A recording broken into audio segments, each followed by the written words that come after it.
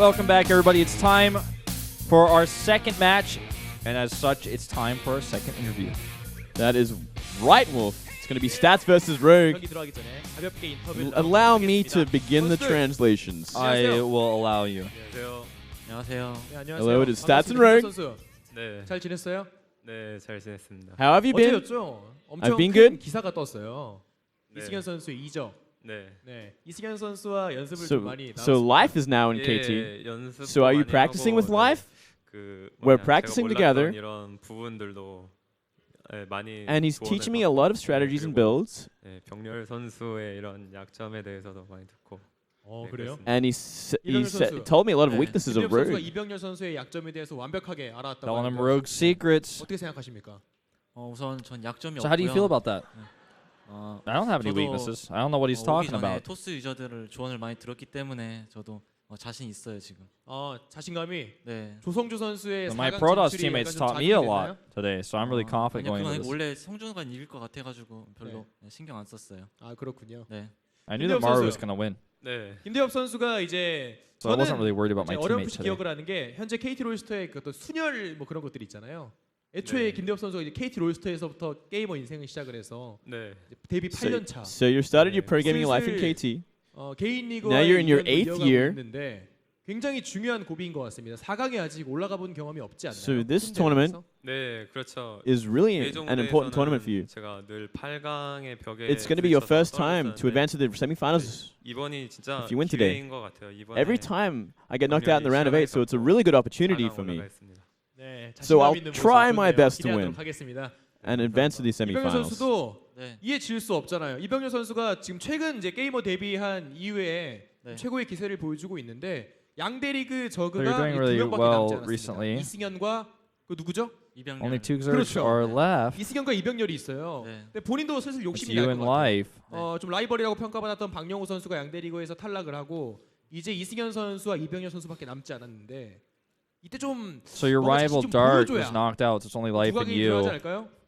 저도 이번이 기회라고 생각하고. So does that put any extra 대엽이 pressure on 형이 you? 항상 8강에서 떨어지셨기 때문에 이번에도 떨어졌으면 좋겠어요 저는.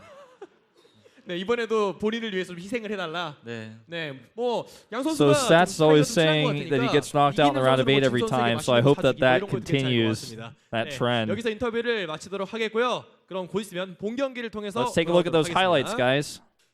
이제 봤는데 이대한 기사는 들어와 있습니다. 피고 일단 돌진을 먼저 살려줍니다. 집중관 3개입니다. 집중관 3. 물론 끼고 싸우고 있습니다만 전반적으로 놓지 못한 데미지가 최대. 떨어지지 이거 당할 수밖에 없다. 지금 갈 이유가 있나요? 이거는 김준호.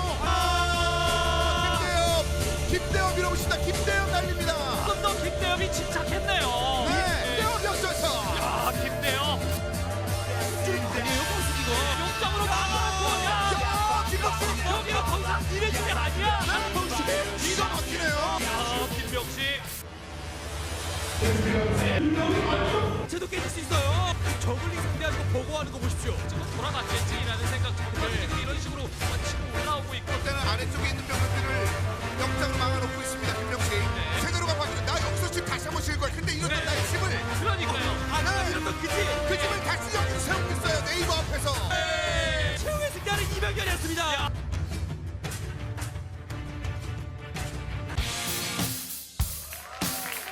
It's getting a bit crowded in here, Moonlit. There's a lot of people. Well, this is the main attraction, Wolf. I'm not surprised, man. And it is pretty cold outside, so you wouldn't want to be anywhere else right now. No, I can't even believe they're drinking a cold Milkus on a day like this, man. Insanity. Put that away. With a hot chocolate or something, a coffee. It is very cold. It's very windy. There's a Stats fan here. Funny sign there. Yeah, and you know what? It was interesting in those interviews, especially from Stats, talking about life, saying life's new to the team. He's been showing me all the weaknesses of Rogue and all the secrets behind him, which is no doubt going to give him a little bit of an edge today, getting some fresh Zerg insight. Yeah, definitely going to be pretty refreshing to be able to have that from Life. Life definitely somebody who's revered as basically the best player in the Zerg, the best Zerg player, the most consistent Zerg player the world's ever had in Starcraft 2.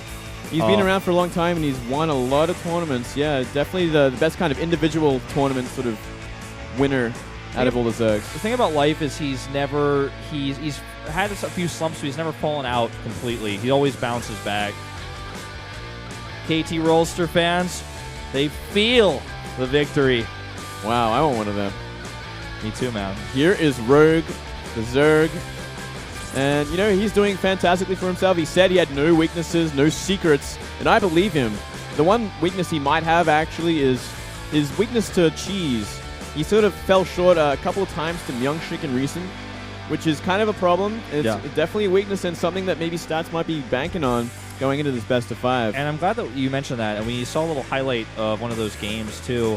I feel like Stats' play style is really similar to Myungshik's. He's all about the air, really loves Phoenix play, loves late game Tempest like we saw at Terminator yesterday. Well, in Terminator's case, it was carriers we ended up seeing, really not Tempest, but that sort of late game, heavy Void Ray into air.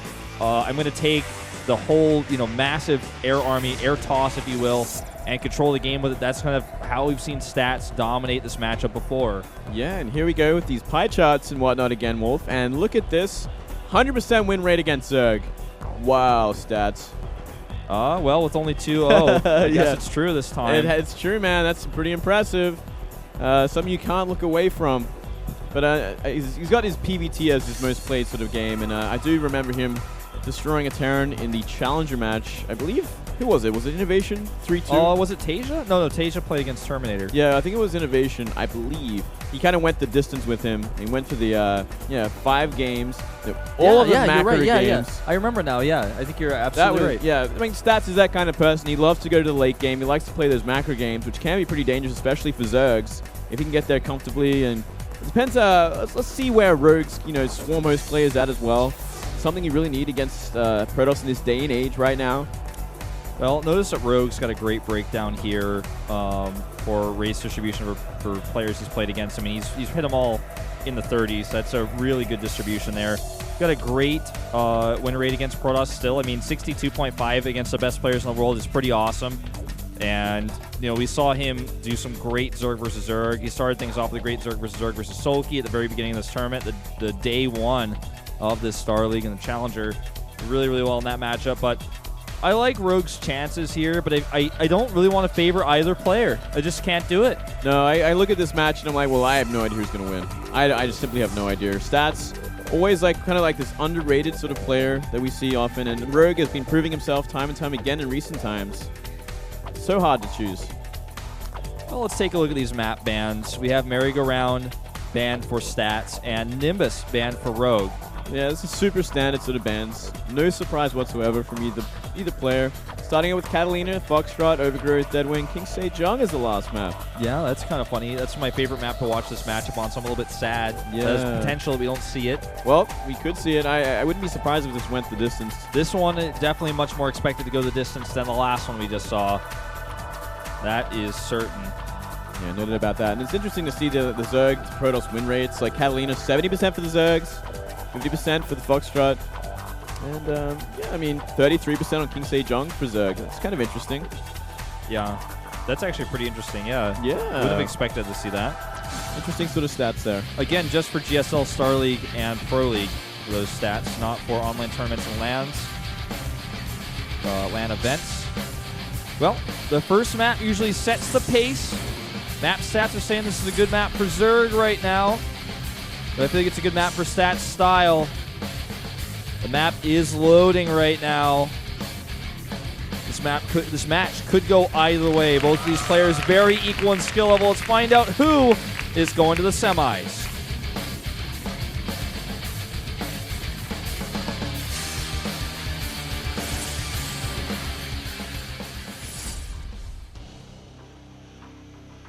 In the bottom right in red for KT Rolster, it's Stats.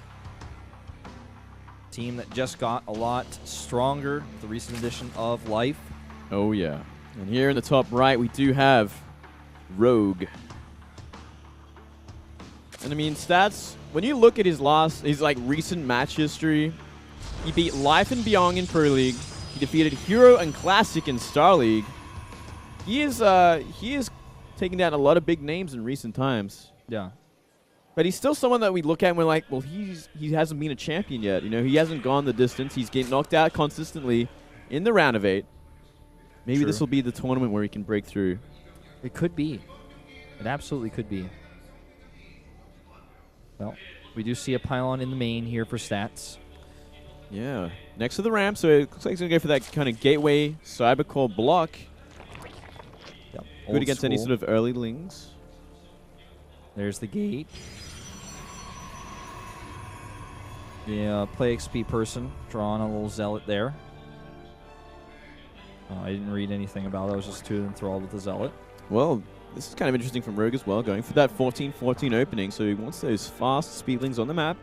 Rogue loves his early pools, man, especially in ZVZ, but in this matchup as well. Yeah. Let's throw it out from time to time. Quick speed. And this is going to make, you know, the mid game a little bit uncomfortable for stats. Yeah, it's going to make taking that Nexus in the low ground a little bit harder. It's probably a good thing that he did block off the top of the ramp, and no doubt something he might have researched going into this. He's like, okay, he likes to go early lings. He likes to get speed early on. Let's just block that off. Make sure no rump buys can happen. He gets an early scout as well, so he knows exactly what's up. Yep. So we'll be able to react accordingly. Still goes gate nexus core. Not going to be rushing that core out or anything like that. Getting an early zealot doesn't need anything like that. It's not that crazy of an early pool. No. Leaving one drone in gas. Yeah, that's interesting. Leaving a drone in gas like this.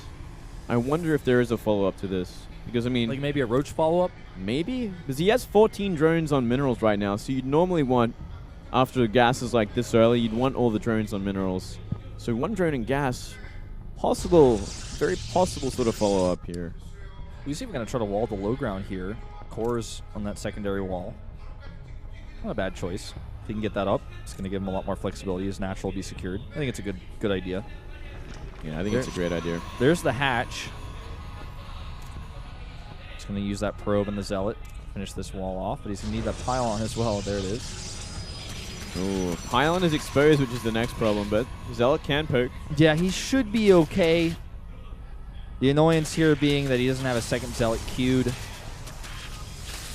So he's going to lose a lot of hit points here. Shields are already gone. Yeah, he's got to be... I think he could actually kill this pylon. Yeah. So, unless the mothership comes out in time. He's going to have to wall that with a gate. Yeah, that's a bit of a nuisance. In fact, he might even be able to sneak through there. He's going to have to use a pylon as well. Oh, wow. This is painful here. Speed's done now, so if he makes one wrong step, his lings are going in the main.